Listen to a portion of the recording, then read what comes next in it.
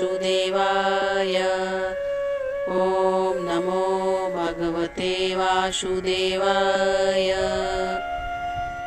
नमस्कार दोस्तों, आज मैं आपके लिए लेकर आई हूँ चैत मास की पाप मोचनी एकादशी की कथा और उसका महत्व। अगर आपको इस कथा का पूरा फल प्राप्त करना है तो इस वीडियो के अंत तक बने रहें और पूरी कथा सुनें। पाप मोचनी एकादशी का मतलब होता है पाप का नाश करने वाली एकादशी। इस दिन भगवान विष्णु की पूजा की जाने की मान्यता है। कहा जाता है कि इस एकादशी के दिन किसी से बुरा या झूठ भूल से भी नहीं बोलना चाहिए। ऐसा करने से हमें हमारी पूजा व्रत का फल नहीं मिलता। पाप मोचनी एकादशी के बारे में भविष्योत्तर पुराण और हरिवासर पुराण में भी मिलता है। कहा जाता है कि जो व्यक्ति इस व्रत को रखता है उसे गाय दान करने जितना पुण्य मिलता है। सभी पापों से मुक्ति मिलती है। इस व्रत को करने से मनुष्य जहाँ विष्णु पद को प्राप्त करता है वहीं उसके समस्त दोष पाप समाप्त होकर निर्मल मन में श्री हरि का वास हो जाता है। तो आइए कथा की शुरुआत करते हैं। पाप मोचनी एकादशी के दिन भगवान विष्णु के चतुर्भुज रूप की पूजा करने का विधान है। इस दिन भगवान विष्णु को तुलसी दल अर्पित करने से कष्टों का निवारण होता है। भगवान विष्णु की असीम कृपा बरसती है और श्री हरि की पूजा से माँ लक्ष्मी का भी आशीर्वाद मिलता है। पाप मोचनी एकादशी का व्रत करने से मनुष्य के मोक्ष का द्वार खुल जाता है। दोस्तों, एक पौराणिक कथा के अनुसार एक बार भगवान श्री कृष्ण ने कहा, हे अर्जुन, चैत्र मास के कृष्ण पक्ष की एकादशी को पाप मोचनी एकादशी के नाम से जाना जाता है।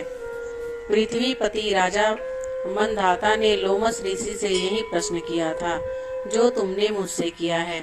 अतः जो कुछ भी ऋषि लोमस ने राजा मंधाता को बताया वही मैं तुमको बता रहा हूँ। कथा के अनुसार प्राचीन समय में चैत्ररथ नामक एक वन था। उसमें अप्सराएं किन्नरों के साथ विहार किया करती थी। वहाँ सदैव वसंत का मौसम रहता था, अर्थात उस जगह सदा नाना प्रकार के पुष्प खिले रहते थे। कभी गंधर्व कन्याएं विहार किया करती थी, कभी देवेंद्र अन्य देवताओं के साथ क्रीड़ा किया करते थे। उसी वन में मेधावी नाम के एक ऋषि भी तपस्या में लीन थे। वे शिव भक्त थे। एक दिन मंजू घोषा नामक एक अप्सरा ने उनको मोहित कर उनके निकटता का लाभ उठाने की कोशिश की। इसलिए वह कुछ दूरी पर बैठ बीड़ा बजाकर मधुर स्वर में गाने लगी। उसी समय शिव भक्त महर्षि मेधावी को कामदेव भी जीतने का प्रयास करने लगे। उस समय महर्षि मेधावी भी युवावस्था में थे और काफी हृष्ट पुष्ट थे। उन्होंने यज्ञोपवीत तथा दंड धारण कर रखा था। वे दूसरे कामदेव के समान ही लग रहे थे। उस मुनि को देखकर कामदेव के वश में हुई मंजू घोषा ने धीरे धीरे मधुर वाणी से वीणा पर गायन शुरू किया। तो महर्षि मेधावी भी मंजू घोषा के मधुर गाने पर तथा उसके सौंदर्य पर मोहित हो गए।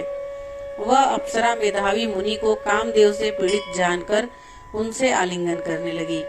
महर्षि मेधावी उसके सौंदर्य पर मोहित होकर शिव रहस्य को भूल गए और काम के वशीभूत होकर उसके साथ रमण करने लगे।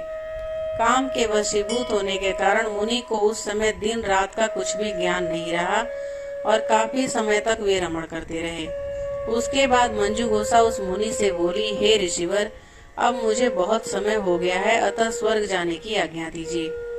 काम के वशीभूत होने के कारण मुनि को उस समय दिन रात का कुछ भी ज्ञान नहीं था। अप्सरा की बात सुनकर ऋषि ने कहा, हे मोहिनी, संध्या को तो आई हो, प्रातः काल होने पर चली जाना। ऋषि के ऐसे वचनों को सुनकर अप्सरा उनके साथ रमण करने लगी। इसी प्रकार दोनों ने साथ साथ बहुत समय बिताया। मंजू घोषा ने एक दिन ऋषि से कहा, हे विप्र, हे ऋषिवर, अब आप मुझे स्वर्ग जाने की आज्ञा दीजिए। मुनि ने इस बार भी वही कहा, हे प्रिय, अभी ज्यादा समय व्यतीत नहीं हुआ है, कुछ समय और रुको। मुनि की बात सुन अप्सरा ने कहा, हे ऋषिवर, आपकी रात तो बहुत लंबी है।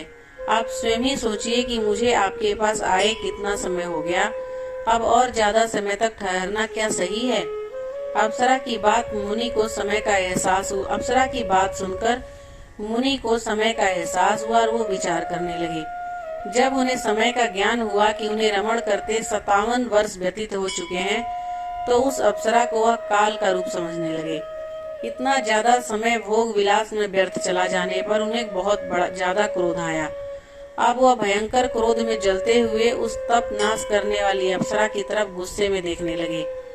क्रोध से उनके अधर पूरा शरीर कांपने लगा और इंद्रियां बेकाबू होने लगी। क्रोध से थरथराते स्वर में मुनि ने उस अप्सरा से कहा, मेरे तप को नष्ट करने वाली दुष्ट औरत, तू पापीन है और बहुत ही दुराचारिणी है।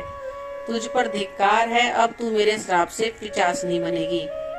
मुनि के क्रोध युक्त श्राप से वह अप्सरा पिशाचिनी बन गई। यह देख वह व्यथित होकर बोली, हे ऋषिवर, अब मुझ पर क्रोध त्याग कर प्रसन्न होइए और कृपा करके बताइए कि इस श्राप का निवारण किस प्रकार होगा। विद्वानों ने कहा है, साधुओं की संगत अच्छा फल देने वाली होती है और आपके साथ तो मेरे बहुत वर्ष व्यतीत हुए हैं, अतः आप मुझ पर प्रसन्न हो जाइए, अन्यथा लोग कहेंगे कि एक पुण्य आत्मा के साथ रहने पर मंजू घोषा को पिशाचिनी बनना पड़ा। मंजू घोषा की बात सुनकर मुनि को अपने क्रोध पर अत्यंत ग्लानि हुई, साथ ही अपनी अपकृति का भय भी हुआ। अतः पिशाचिनी बनी मंजू घोषा से मुनि ने कहा, तूने मेरा बड़ा बुरा किया है, किंतु फिर भी मैं तुझे इस श्राप से मुक्ति का उपाय बताता हूँ। चैत्र मास के कृष्ण पक्ष की जो एकादशी है, उसका नाम पाप मोचनी है। उस एकादशी का उपवास करने से तेरी पिशाचिनी की देह से मुक्ति हो जाएगी। ऐसा कहकर मुनि ने उसको व्रत का सब विधान समझा दिया। फिर अपने पापों का प्रायश्चित करने के लिए वे अपने पिता च्यवन ऋषि के पास चले गए। च्यवन ऋषि ने अपने पुत्र मेधावी को देखकर कहा, हे पुत्र, ऐसा क्या किया है तूने कि तेरे सभी तप नष्ट हो गए हैं, जिससे तुम्हारा समस्त तेज मलिन हो गया है। मेधावी मुनि ने लज्जा से अपना सिर झुकाकर कहा, पिताश्री, मैंने एक अप्सरा से रमण करके बहुत बड़ा पाप किया है। इसी पाप के कारण संभवतः मेरा सारा तेज और मेरे तप नष्ट हो गए हैं। कृपा करके आप इस पाप से छूटने का उपाय बताइए। ऋषि ने कहा, हे पुत्र, तुम चैत्र माह के कृष्ण पक्ष की पाप मोचनी एकादशी का विधि तथा भक्ति पूर्वक उपवास करो, इससे तुम्हारे सभी पाप नष्ट हो जाएंगे। अपने पिता च्यवन ऋषि के वचनों को सुनकर मेधावी मुनि ने पाप मोचनी एकादशी का विधि पूर्वक व्रत किया। उसके प्रभाव से उनके सभी पाप नष्ट हो गए। मंजू घोषा अप्सरा भी पाप मोचनी एकादशी का उपवास करने से पिशाचिनी की देह से छूट गई और पुनः अपना सुंदर रूप धारण करके स्वर्गलोक चली गई। दोस्तों, धार्मिक मान्यताओं के अनुसार पाप मोचनी एकादशी को पापों का नष्ट करने वाला माना जाता है। पाप मोचनी एकादशी का मूल अर्थ हुआ हर तरह के पाप से मुक्ति दिलाना।